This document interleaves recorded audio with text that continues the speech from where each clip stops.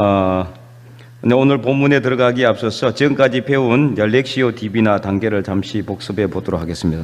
다 기억하죠? 다 잊어버려도 괜찮습니다. 그래야 제가 할 말이 있으니까. 네. 이제 지난 2주 동안 그 이단에 대해서 이렇게 말씀을 나누느라 이제 잠깐 쉬었는데, 다시 첫 번째 단계가 뭡니까? 읽기, 성경 읽기. 성경을 읽어야 되잖아요. 그죠? 예, 그래서 렉시오, 성경 읽기. 두 번째 단계는 뭡니까? 묵상하기. 이제 라틴어로 메디타티오. 이렇게 이야기했죠. 메디타티오. 세 번째 단계는 뭐라고 그랬어요? 기도하기. 기도. 예, 그래서 오라티오. 네 번째 단계는 만나기. 예, 누굴 만나는 거예요? 하나님을 만나는, 하나님 만나기. 그리고 가장 중요한 게 있다고 그랬죠? 오늘 오전 예배 때도 말씀을 드렸지만 이게 안 되면 아무 의미가 없는 거죠. 다섯 번째 단계는 행하기. 하나님의 말씀을 행하는 것. 하나님의 뜻대로 행하는 것. 하나님의 말씀대로 살아가는 것. 그래서 실천하는 거죠. 그것을 액티오 그랬어요. 액티오. 그래서 우리가 하나님의 말씀을 부지런히 읽고 읽으면서 읽은 말씀을 우리가 묵상하고 묵상할 때 소가 여물을 먹고 계속 대식임질하는 것처럼 대식임질하는 것처럼 우리가 말씀을 계속해서 대식임질하는 거예요. 이게 묵상이라고 그랬어요. 그죠? 묵상. 그래서 묵상하면서 그러면서 자연스럽게 기도하게 되는 거예요. 기도. 하나님께 기도하게 되고 기도하면서 나도 모르게 하나님을 만나게 된다. 하나님의 임재를 우리가 경험하게 된다 그랬어요. 그래서 이 만나기 첫 번째 제가 여러분들한테 소개했던 게 뭐였습니까? 하나님의 임재 연서. 디모데전서 4장 6절에서 9절 말씀. 경건은 연단, 경건은 오직 훈련이 필요하다 그랬어요. 그죠? 경건하게 되는 데 있어서 경건이 바로 이제 영성을 의미하는 것이고 예수 그리스도의 영성을 닮아가려면은 그래서 우리가 거룩하게 되려면은 경건한 삶을 살려면은 그냥 한 번 해서 되는 게 아니에요. 예수 믿는다고 해서 다 경건한 사람 다 될 수 있는 게 아니거든요. 연습이 필요하다 했어요. 연습. 끊임없이 연습해라. 끊임없이 연습해라. 그래서 하나님의 임재 연습이라는 책을 제가 소개를 해드렸죠. 예. 네, 그럼 고개를 끄덕끄덕 하면 돼요. 몰라도. 그래서, 이제 하나님의 임재 연습이라는 책에 나오는 그 로렌스라는 형제, 그 사람이 끊임없이 하나님께 연습했어요, 연습. 하나님의 임재, 그러니까 하나님을 만나는 그 경험을 연습을 통해서 이루었다는 거예요. 연습 없이는 아무것도 안 돼요. 기도하는 것도, 이 예배 드리는 것도 연습이 필요한 거예요. 한 번, 두 번 예배 드리면은 막 예배가 막 너무나 드리고 싶어서, 막 그럴 수 있는 게 아니거든요. 자꾸 예배를 드리면서 말씀을 통해 은혜를 받고, 하나님을 만나는 경험을 통해서, 야, 예배가 참 기다려지고, 사모하게 되는 거예요. 그래서 연습이 필요한 거예요. 책, 성경을 읽는 것도 마찬가지죠. 연습이 필요한 거예요, 연습. 그래서 하나님의 임재 연습에 대해서 하나님 만나기 첫 번째. 두 번째는 제가 무엇을 말씀했죠? 정의 신학과, 그 다음에 세 번째는 부정의 신학에 대해서 말씀을 드렸어요. 그죠? 기억납니까? 네. 그래서 긍정의 신학, 정의 신학, 긍정의 신학은 뭐라고 그랬어요? 하나님은 이러하신 분이다. 하나님을 우리가 표현하고 하나님을 우리가 이렇게 나타내는 방법 중에 긍정적인 표현 방법이 있다. 그래, 그것이 긍정의 신학이라고 그랬는데 하나님의 사랑이 많으시다. 하나님은 또 우리를 도와주시는 분이시다. 하나님은 우리에게 좋은 것을 주시는 분이시다. 뭐 이렇게 긍정적으로 표현하는 긍정의 신학이 있다 그랬어요. 그러나 또 반대로 부정의 신학이 있다고 그랬어요. 이 부정의 신학이 그래서 잘못된 것, 나쁜 게 아니에요. 하나님을 표현하는 방법에 있어서 부정적인 방법이지만 그것이 더 긍정적인 방법보다 더 포괄적인 의미를 가지고 있다고 그랬어요. 그래서 하나님은 뭐가 아니다? 민수기 23장, 그죠? 발락과 발람의 그 예를 들어서 발람이 이렇게 예언을 하는데 저주를 하지 않고 하나님은 뭐가 아니시기 때문에 인생이 아니시고 하나님은 사람이 아니시기 때문에 후회가 없으시다 그랬어요. 후회가 없으시다. 그래서 하나님은 사람이 아니다. 뭐 이것으로 끝나는 거예요. 그죠? 사람이라면은 이렇게 했을 텐데 사람이 아니시기 때문에 우리처럼 이렇게 하지 않는 거예요. 사람이라면 사실 우리 지금 저도 그렇고 여러분도 그렇고 여기 남아있을 사람 한 명도 없어요. 사람이라면 그렇잖아요. 율법대로만 딱 따진다 그러면은 우리가 하루에도 수십 번 더 그냥 목을 하나님께 내줘야 되지 않을까 생각이 돼요. 그러나 하나님은 사람이 아니시기 때문에 그래서 감사해야 돼요. 여러분 감사해요. 하나님이 사람이 아니기 때문에 기다리고 인내하시고 용서하시고 긍휼을 베푸신단 말이에요. 그래서 그 세 번째에 대해서 말씀을 드렸습니다. 자, 오늘은 이제 하나님 만나기에 대해서 첫 번째 시간으로 하나님 만나기 네 번째 중에 첫 번째예요. 헷갈리죠? 그런 거 여러분 생각 안 하셔도 됩니다. 그냥 말씀만 보면 되겠습니다. 열왕기상 오늘 우리가 19장 말씀을 읽었습니다. 자, 오늘 이게 말씀을 통해서 이제 오늘부터 우리가 세미한 하나님의 음성을 듣는 방법에 대해서 이제 살펴볼 것입니다. 하나님을 만나려면은 하나님의 음성을 들어야 되잖아요. 그죠? 하나님의 음성을 들어야 되는데 하나님의 세미한 음성을 듣기 위한 방법이 여러 가지가 있어요. 그 중에 첫 번째가 가장 대표적인 첫 번째 방법이 뭐예요? 어디에 있어요? 성경. 우리가 계속 성경을 강조하잖아요. 저도 강조하고 올해 우리 표의 주제도 이 말씀이고. 그래서 기록된 하나님의 말씀을 통해 하나님의 음성을 듣기. 사실 이것만 해도 다른 거는 필요도 없어요, 사실은. 그죠? 이것만 해도 어마어마합니다. 이 하나님의 말씀이 얼마나 풍성하고 많습니까? 구약 39권, 신약 27권, 총 66권의 성경 안에 하나님의 말씀이 얼마나 우리에게 은혜를 끼치고 우리에게 늘 대화를 걸어요. 하나님은 이 말씀을 통해서 우리하고 막 대화하고 싶어가지고 말하고 싶어서 그냥 안달이 나 계시는데 우리는 그냥 하나님의 말씀을 읽기만 하고 하나님이 우리한테 뭘 말씀하시는지 들으려 하지를 않는데 하나님의 세미한 음성을 뭘 통해서 들어야 돼요? 말씀을 통해서 들어야 된다. 그래서 세미한 하나님의 음성을 듣는 방법 첫 번째는 뭐다? 기록된 하나님의 말씀을 통해서 하나님의 세미한 음성을 듣기. 그래서 하나님 말씀을 통해서 듣는 겁니다. 그것을 통해서 오늘 우리가 이제 첫 번째로 열왕기상 19장 말씀을 우리가 읽었는데 이 배경은 우리가 잘 알고 있죠. 18장에 보면은 엘리야가 가뭄을 딱 선포해 버리죠. 가뭄. 어디예요? 북이스라엘에. 너무나 그때 아합 이세벨이 북이스라엘의 왕과 왕비였는데 나라를 완전 엉망으로 만들었어요. 온 우상을 다 가지고 와가지고 이 바알과 아세라 상을 막 세우고 바알과 아세라를 하나님보다 더 위에 올려놓고 그렇게 하니까 하나님께서 이 엘리야를 통해서 가뭄을 선포하죠. 몇 년요? 3년 6개월 동안 뭐도 오지 않았어요. 비만 온 것이 안 온 것이 아니라 이슬도 내리지 않았다 그랬어요. 이슬도. 새벽에 이슬도 안 내렸어요. 그러니까 나라가 어떻게 됩니까? 점점 황폐해져 가는 겁니다. 좀 더 있으면 그냥 완전히 다 멸망할 그런 상황 가운데 이제 3년 6개월이 딱 끝나고 하나님 말씀이 다시 엘리야에게 임해서 너는 갈멜산에 가서 이 거짓 선지자들과 대결하라. 그래서 누구를 모읍니까? 거짓 선지자들 이제 모으는 거예요. 대결을 먼저 요청해요. 엘리야가 아합왕에게 다 당신이 알고 있는 다 선지자들 다 모아라.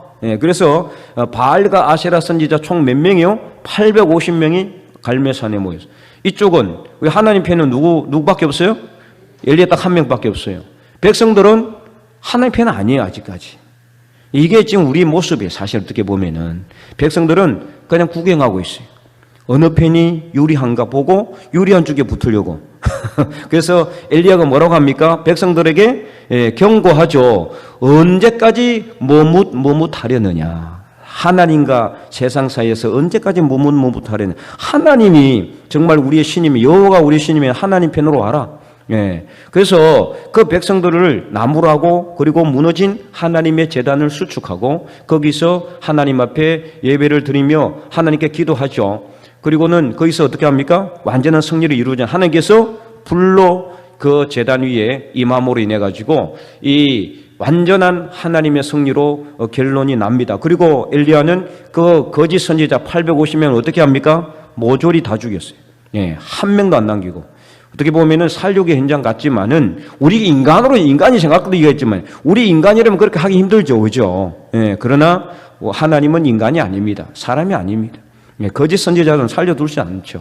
그러니까 850명 모조리 다 죽였어요. 그 어떻게 됩니까? 완전한 승리를 이룬 것 같죠. 그런데 그게 다가 아니었어요.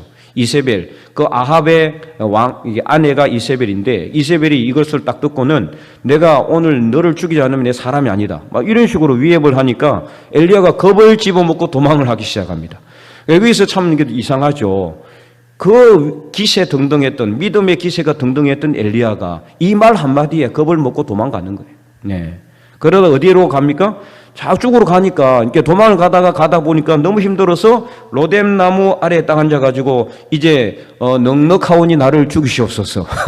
참, 너무나, 좀 웃음밖에 안 나오죠. 우리가 볼 땐 그래요. 그러나 우리가 만약에 그 엘리야의 상황이라면 어땠을까? 네, 그것도 한번 생각해 봐야 되겠어. 그 엘리야, 위대한 엘리야, 죽음을 보지 않고 엘리야는 어떻게 했습니까?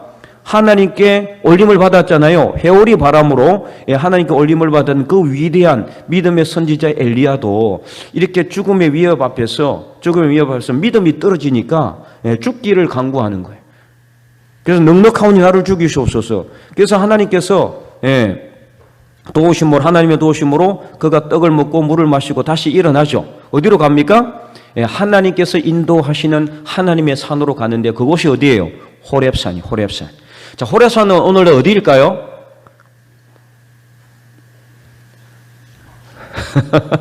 갑자기 물으니까 헷갈렸죠, 그죠? 시내산입니다. 시내산. 네, 시내산을 호렙산이라고도 합니다. 이 시내산은 많은 의미가 있는 산이죠, 그죠? 모세가 뭘 받았던 산입니까? 십계명을 받았던 산. 그리고 모세가 여기서 며칠 동안 40주 40야를 금식하며 하나님께 십계명을 처음에 받았던 산이에요. 나중에 또 40주 40을 또 해요. 왜요? 금송아지 사건 때문에. 어쨌든 세 번 창세기에 보면은 모세가 창세기와 민수기, 신명기까지 다 보면은 모세가 총 몇 번 했느냐? 세 번 40주 40야를 금식 기도한 것이 나와요.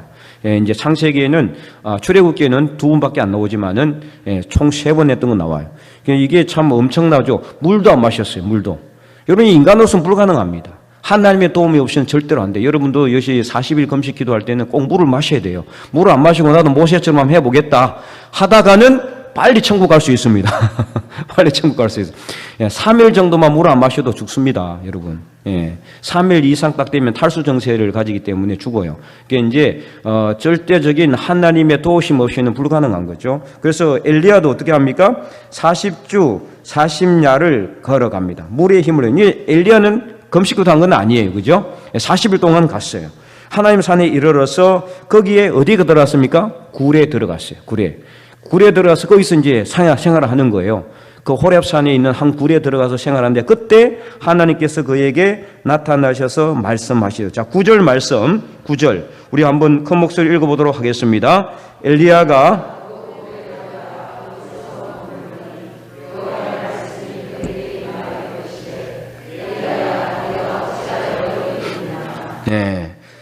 하나님께서 엘리야에게 딱 말씀하셨어요. 내가 어찌하여 여기 있느냐? 사실 누가 엘리야를 그 산으로 인도했습니까? 하나님. 그죠? 그러면 하나님께서 인도하고 싶어서 인도했습니까? 그건 아니에요. 분명히. 그러면 이거 물을 필요가 있어요, 없어요? 없는 거죠. 여러분 잘 아셔야 됩니다. 엘리야가 도망가려고 하니까 도망가는 길을 하나님께서 호렙산으로 인도한 것이지, 처음부터 하나님께서 호렙산으로 엘리야를 데리고 가려고 그렇게 한 건 아니랐단 말이에요. 그래서 모든 것을 협력하여 선을 이루시는 하나님을 알 수가 있습니다. 그래서 이 호렙산에 엘리야가 온 것은 하나님의 뜻이라고 하기보다는 엘리야가 도망온 곳이에요. 도망온 곳. 원래는 어떻게 해야 됩니까? 도망오면 돼요, 안 돼요? 안 되죠. 지금 북이스라엘은 여전히 아합과 이세벨이 기세등등하게 딱 판치고 있어요. 칼 들고 있는 거예요. 거기서 계속해서 하나님의 말씀을 백성들에게 가르치고, 그리고 하나님의 선지자들을 찾고, 그런 역사를 감당해야 되는데 자기 몸 하나 살려고 도망왔잖아요. 비겁한 행동이죠, 사실은. 용감하지 않는 행동이에요. 하나님의 사람으로서는 옳지 않는 행동이죠. 절대로. 도망하면 안 되는 건데, 자기 한 목숨 살고도 도망가다가 이제 나중에 너무 힘드니까 죽기를 간구하고, 자기가 죽으면 뭐 천국 가니까. 천국 가니까. 우리 중에서도 그런 분이 가끔 있어요. 너무 힘들어서 나 막 죽고 싶다. 내 죽으면 이제 빨리 천국 가니까. 여러분, 그러면 안 되는 거예요. 내 목숨은 누구한테 달려있어요? 하나님에 달려있어요. 하나님에게. 그건 내가 자꾸 죽으려고 그러면은 그건 무슨 뜻이에요? 하나님의 섭리를 거스리는 거예요. 거스리는 거. 하나님은 나를 아직까지 데려가고 싶은 생각도 없는데 자꾸 죽기를 강구하면 안 되는 거죠. 그래서 엘리야도 그랬단 말이에요. 그러니까 하나님께서 엘리야를 억지로 하나님의 산 호렙산으로 인도하신 거예요. 그리고는 물었어요. 뭐라고 물었습니까? 엘리야야, 내가 어찌하여 여기 있느냐? 이거는 하나님의 세미한 음성이 아니에요. 이거는 엘리야에게 임한 하나님의 뭡니까? 책망입니다. 책망. 하나님의 책망의 소리예요. 그래서 우리는 때로는요, 이렇게 하나님의 책망의 소리도 들어야 됩니다. 하나님의 책망 소리를 들을 필요가 없는 것은 아니에요. 물론 안 듣는 게 더 좋죠, 그죠? 책망 소리 누가 듣고 싶어 합니까, 도대체? 안 듣는 게 더 좋지만, 그러나 우리가 연약하기 때문에, 부족하기 때문에, 신이 아니기 때문에, 인간이기 때문에 연약할 수밖에 없어요. 그래서 실수할 때도 많아요. 그렇기 때문에 어떻습니까? 하나님의 책망의 소리를 들을 수 있어야 되는 거예요. 그 소리라도 듣는 것조차도 감사해야 된다는 말이에요. 그래서 하나님의 책망의 소리입니다. 엘리야야, 내가 어찌하여 여기 있느냐? 우리가 오늘 본문을 통해서 하나님의 세미한 음성이 이제 이후에 있는데, 하나님의 세미한 음성을 듣기 위해서는 먼저 우리가 이렇게 하나님의 책망의 소리를 먼저 들어야 된다. 어떤 소리냐? 우리가 지금 어디에 있는지를 살펴봐야 한다는 거예요. 우리 지금 현재 믿음의 현 주소가 어디냐? 오늘 오전 예배 때도 말씀드렸잖아요. 그렇죠? 우리가 하나님의 뜻을 다 행한 후에야 하나님의 약속하신 것을 주는 거예요. 하나님의 큰 상을 주는 건데, 하나님의 뜻을 행하지 않았으면서도 우리가 하나님의 상을 받기를 원하면 안 되는 거고, 그리고 하나님의 뜻을 행하기 위해서 지금 현재 우리가 어느 상태, 어떤 위치, 어떤 믿음의 기준 위에 서 있느냐를 살펴봐야 한다는 거죠. 창세기 3장에 보면은 어떤 말씀이 있습니까? 하나님께서 아담에게 뭘 만들어 주셨어요? 아담과 하와에게 에덴 동산을 딱 창설을 하시고, 그 안에 각종 나무의 실과를 맺게 하시고, 그 동산에 무슨 나무도 있다? 선악과를 알게 하는 나무도 있고, 생명나무 열매도 있었어요. 생명나무 열매는 마음대로 따먹을 수 있지만 선악을 알게 하는 나무 열매는 절대로 먹지 말라. 내가 먹는 날에는 반드시 죽을 것이라고 말씀했는데도 불구하고 뱀의 유혹을 받아서 하와가 먼저 따먹었죠. 그리고 아담에게도 주고 아담도 따먹었어요. 그리고는 어떻게 됩니까? 하나님의 말씀을 순종하지 않고 범죄하기 시작하면서 뭐가 들어왔느냐? 그 안에 부끄러움도 들어오고 죄책감도 들어오고, 그리고 모든 죄가 다 들어오게 된 거예요. 하나님의 우리가 범죄의 가장 큰 원인이 뭐냐? 말씀대로 순종하지 않는 게 가장 큰 범죄의 원인이에요. 말씀대로 살지 않으면은 이 죄도 들어오고 저 죄도 들어오고 오만 죄도 다 들어와요. 그래서 죄를 전가. 하와는 뱀한테 죄를 전가시키죠. 내가 잘못한 게 아니고 뱀이 막 나를 유혹했기 때문에 따먹었습니다. 아담은 내가 잘못한 게 아니라 하나님이 내게 주신 여자가, 하나님에게도 죄를 전가하는 거예요. 하나님이 나에게 이 여자를 줬기 때문에 이렇다 이러면서, 그래서 자기는 잘못이 없다고 이 죄를 전가하는 거죠. 이런 모든 죄가 들어오는 거예요. 그리고 결정적인 것은 뭡니까? 아담이 하나님의 음성을 피해서 하나님을 피해서 어디에 숨었어요? 동상나무 그늘 사이에 숨었단 말이에요. 에어컨 다 끄세요. 추우면은. 지금 안 덥죠? 좀 춥죠? 다 꺼보시면 좋겠어요. 그래서 동상나무 사이에 딱 숨어 있으니까 하나님께 어떻게 했어요? 아담아, 내가 어디 있느냐? 자, 창세기 3장 몇 절입니까? 9절 말씀 우리 다 함께 읽어보도록 하겠습니다. 자, 스크린 보시고 다 함께 시작.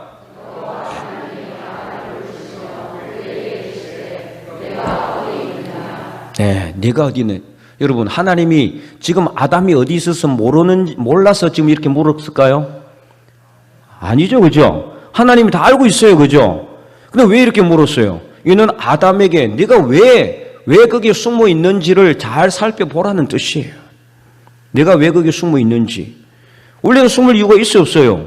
없는 거죠. 그러나 숨었단 말이에요. 그러니까 오늘 우리도 마찬가지예요.